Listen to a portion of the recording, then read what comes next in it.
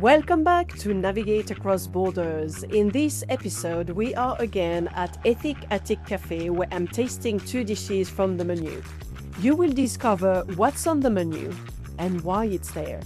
I'm your host, Dorothée Chereron, a French expat who has been living and working in Asia for more than 20 years. I'm now based in Bangalore in the south of India. Welcome to Navigate Across Borders, the podcast where we explore the real-life stories of ambitious professionals and expats from different countries. You can find this podcast on your favorite podcast platform and YouTube. Don't forget to click and subscribe to know more about cultural insights from different parts of the world, and let's dive Maybe in. we can talk about the food of this place. Yeah. So should we maybe grab a menu and have a look at it? Yeah, This can you is grab two? All right. Thank you very much.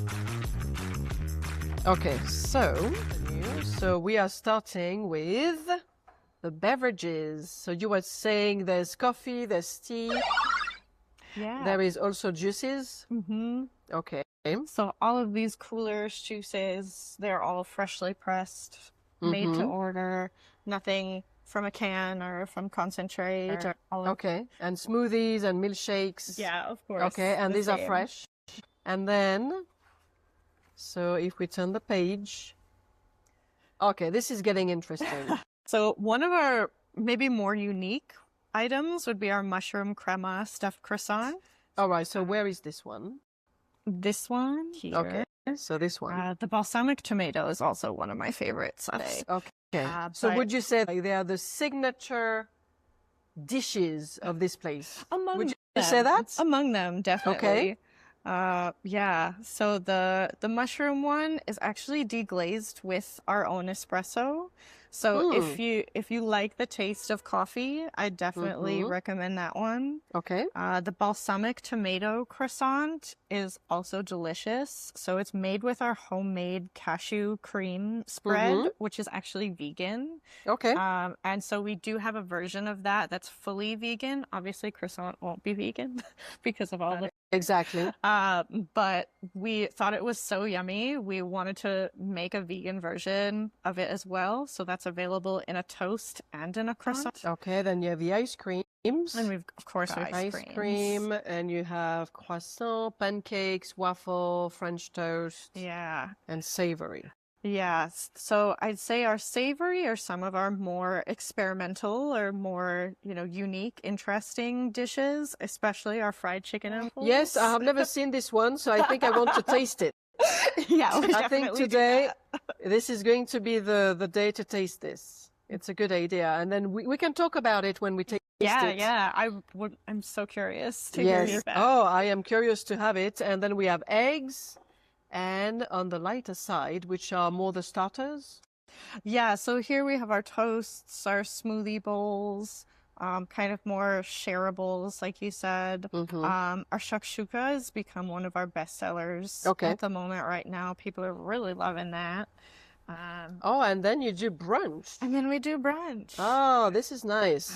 Yeah, so we've also got full list of sandwiches, of salads, and sides. So, we do have people just ordering a side of mashed potatoes sometimes, and that's fine. So do you serve lunch during the whole week or just at the end of the week? Yeah, every day. Okay. And then in the end, you explain the story of the place. Yeah, exactly. Okay. All right. So when you were at home, you were saying that you were cooking. You were the one cooking. So did you have a dish in particular that you enjoyed cooking very well, or you would cook anything? Kind of anything. Okay. Now maybe we can start tasting the food. Yeah. We will talk about what do we have here.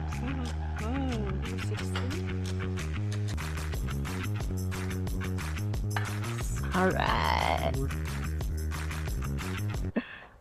Okay. Thank you, Apu. So explain us, what do we have here? All right. So this is the signature dish. Could you say it this way? Yeah, definitely one of our signature dishes. Okay. I've never seen chicken and waffles. No, anywhere I've never else seen it either. in So I'm very Bangalore. curious about it. So tell us. Yeah, so it's a really popular dish in the southern part of the US, but in New York, where, when I was living there, I would always have it as a Sunday brunch kind of a meal. Okay. And I was really missing that. So I wanted to bring it here, but put our own twist on it. So usually in the US, it would be a massive piece of fried chicken, a leg, a wing. So here, thigh. this is a small version of it. Yeah, so it's just a little more biteable. Okay. And So normally, what are these two things? yeah, so this is gravy, like a chicken gravy, and this is our special hot honey butter. Okay, then I will try it, and I will tell you how you'll spicy have it to is. tell us. So inside the waffle, we have Indianized the dish a little bit. In the US, it would be a little bit more bland. This dish would be served usually with maple syrup or hot sauce. So we've changed up the sauces a little bit, and we've actually stuffed the waffle with some green chilies, some green onions, and a little bit of cheese. So I'm curious to see what you think. Well, I'm curious about it as well. Okay. So, well, we can actually, oh no, we have to put it here. Yeah. Okay, so we can actually see it, and I'm going to drink it with my coffee. So maybe this is not like a natural combination, but why not? I mean, if this is kind of brunch, Definitely. this is brunch at 5:50 in the afternoon. It's brunch time somewhere. Exactly. I might not be able to sleep right away because of the coffee, but I will edit my podcast. That's all right. That's okay. Yeah. So let's give it a try. I'm very curious Yeah. about it. These are slices of chicken. Correct. And what's around it? Yeah, so it's kind of a breadcrumb coating with some more extra. And this in is there. homemade? It is, yeah. Okay. Well, so should I use my fingers or So my... The idea is to kind of cut off pieces of both. Oh, okay. So you get both in the same bite. Okay, And well, let's give it a then- try. I would do a little double dip action here. Yeah. Oops. I am not very good at this. Okay, well, it broke. So this is not spicy. This is not spicy. So I will try This the one spicy is one. a little bit. Yeah. See how it builds. This is okay spicy. Okay, spicy, This is right? not too much. Yeah. Yeah. Yeah. So, So in here, both are homemade. yes. So here inside the waffle, we have the green chili, but in the hot honey butter, we have the red chili. So it's a little bit of a different heat. So probably I don't feel the spice so much thanks to the honey. Yeah, exactly. Probably. Yeah, this is Yeah, and that's one that I really for me like. this is very unique. I'm glad. I've never had this before. It's one thing that I really like to do with a lot of our recipes is sort of play with more than one flavor. I think in India, a lot of times the recipes are, if it's spicy, it's really spicy and nothing else. If it's sweet, it's really sweet and nothing else. So I think it's really fun to kind of play with those things and have a little bit of spicy, a little bit of sweet. Some of our recipes will be a little crunchy, a little soft, and kind of have a mix. Play And with this is interesting because I've never had a spicy waffle. So this is two very unusual ingredients that I would recommend people to try because if you like out of the box dishes, because this is really out of the box. I'm glad you think so. Because I've never heard of it. Maybe some people from the US would, but as a French person, I've never heard of it. And I've also never had it in Bangalore. Yeah. So I think this is the place you want to come if you want to try this dish. Thanks. Yeah. I think when I was making the menu, partially as a cafe, you want your staples, right? You want your omelets, you want, croissant, pastries, things that people expect to find in a cafe. But we also really wanted to have some unique things, have some special things. And so where I started with that approach was just, okay, what am I missing from home? And, one of those things was chicken and waffles. And this is what came up. One of them, yeah. Another would probably be our shakshuka. Oh, this I don't know. Okay. Yeah, so this it's kind of a Mediterranean, Israeli Okay. Levantine kind of a dish. That's eggs in a tomato kind of a gravy. Okay. Ours, we add some extra veggies to it, a little bit of feta cheese, and I think it comes out really nice. So the chicken, for example, do you buy it from a butcher who is being careful of his meat, or you buy it to any? Yeah, we have, like a local butcher that we try, as much free range as possible in a city like Bangalore. Actually, it goes well with coffee, and you could even have this as a brunch. That's the idea, If you right? come during a weekend, or Coffee and brunch. if you have a very free schedule and you want to come during the week for brunch, why not? We have a lot of people that come for like a working lunch kind of a thing. So Okay, so what kind of people come here during the day? Who are they, and do they actually work around, or do they come specifically here? yeah, so we do get a mix of both. We get a lot of office goers that are just looking for a different place to work. A lot Okay. of work from home people that right. might be here with their laptop all day. We have other people who are coming after work that want to relax. They bring their book. We've had some people come with some crochet needles or some, watercolor interesting. paints and kind of just hang out. So we do get a lot of customers like that. We do have a lot of expats, maybe because of, our menu and the kind of food that we have. Well, your menu is very fusion. This is a fusion menu. So Yeah. if you are a Western person or even an Indian person, you will find a little bit of the West and Asia.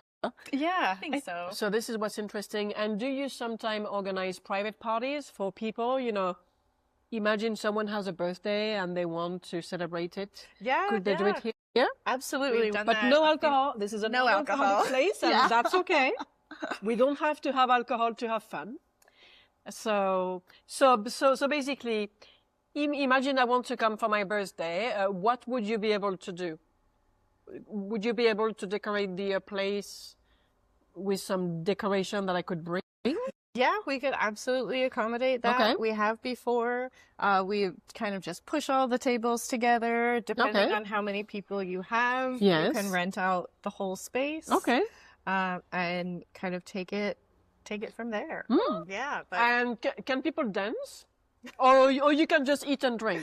yeah, Like, imagine they want to come with music and people... yeah, we're happy to clear out the tables. We've got the sound system. Oh, very You can good. play whatever music, Okay. you want, Then- dance, have a ball. Then you can have a real party, but no alcohol. But that's okay. You can have your juice, you can have your smoothie, you can have Yeah. your coffee, your tea. Yeah. And this could be also a very nice party. I mean, why not? Yeah, and we've had people come for business meetings, for board meetings, things like that, in Okay. addition to, coming for our workshops, for our events, and of course, normal working hours. Yeah. Okay. Well, I enjoyed this I'm happy combination. that It you was keep very out of the box. Do you think this would now be your unexpected flavor combination? Yes, I agree. So, yes, so I can say if someone is asking me, what's the unusual dish you had? I can definitely name this one. Yeah, I'm happy to hear that. And it's interesting that I had it in India. So Actually, yeah. exactly, from an American person. Yeah. So, all right. So now we are having the other dish. All right, come on over. Okay. So now the other dish. Yeah, so these are I love pancake. lemon berry pancake. Ooh. So this comes with a homemade lemon. Well, this is a funny story actually. Oh, well, I want to hear about that. So it's a lemon curd. It looks very fancy. You should feel a little fancy when you're out, no? I agree, and this could be served in a restaurant, like in your, like. Yeah, I'm happy. So yeah, have a look at that. Wow. This could definitely be on a menu in one of those fancy places. Why not? So this is lemon custard, homemade, I guess. Yes, it is homemade. All right. And so here in India, when you say curd means yogurt. Yes, and I discovered this. Yeah. And so the cooks were so confused when I said it's lemon curd. Oh, yeah. Because of course Because curd is yogurt. So curd is yogurt. Lemon with yogurt sounds strange. And when you add Thank you. lemon to yogurt, it becomes paneer, right? So Oh, I didn't know that. Yeah, Okay, I am learning something. yeah, so when you add the lemon, that's what kind of curdles it Okay. and makes it. All right. Thank you. And so they were so confused. They're like, how can it be Yes. curd? And so I said, you know what? We'll call it lemon custard. So now it's lemon custard. But this is interesting. This is and this is what this podcast is about. Yeah. People can speak the same language, but depending on where you are in the world, one word can mean different things. Oh, yes. And that's a very good example. Oh, yes. You have American English, you have British English, you have Indian English. Oh, yeah. I have an example about this. When I came here, usually you ask people where they live, and they say, oh, I live in this society, or I live in this colony. And I'm like, what? A society, a colony? And then I understood this is like a compound or a residence where you have, and this is very Indian. Mm-hmm. I've never heard that before. Yeah. So this is another example of Indian English. So if someone tells you they live in this colony or this society, it means this is the name of their compound. So yeah. Yeah. So that's another food example of the different Englishes is when we're doing our food checks and just going through our stock in the kitchen, I would ask, has the food expired? Is it still good? But in India, when you say something has expired, it means a person has died. That's true. And the first time I saw that on a poster, because in my area, there are lots of posters of people who died, and I think as a memory, they are writing expired. I'm like, is this an English mistake, or this is the way they say it? It's like there's some rotten fruit. Okay. So how do they say expired? I say it's gone. It's gone. Okay, Yeah. well, that's good to know. Yeah. If you want to come to India and you want to set a restaurant where you eat, you need to review your English. Yeah. So that you don't have these misunderstandings. Yeah, so many small things like this. Okay, so should we try this? Yeah, I'm please excited do. about this because, okay, so I'm going to cut it. Yeah, please do. I'm going to cut it in half so that we each have our piece. So kind of you. Thank you. Yeah, I'm not going to eat this by myself. I'm already full. Don't worry, I'll help you. Mm. Oh, I like that.